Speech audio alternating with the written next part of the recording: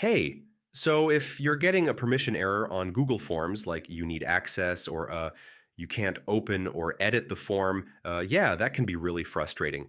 But don't worry, this is usually easy to fix. I'll walk you through it step by step, so let's get into it.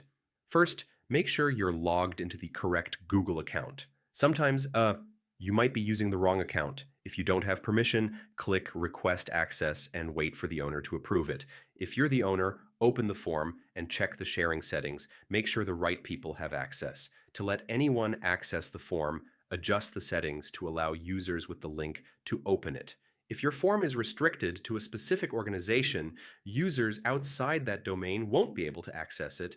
Also, make sure you've given the correct permission level. Viewers can't edit, so choose Editor if needed.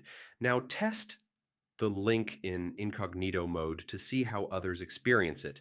If it still doesn't work, try accessing the form from another account or device to rule out account issues. And yeah, sometimes Google services might be having issues. Check their status page if the problem continues. So yeah, that's how you fix Google Forms permission issues. One of these steps should get your access working again. All right, thanks for watching, and I'll catch you in the next one.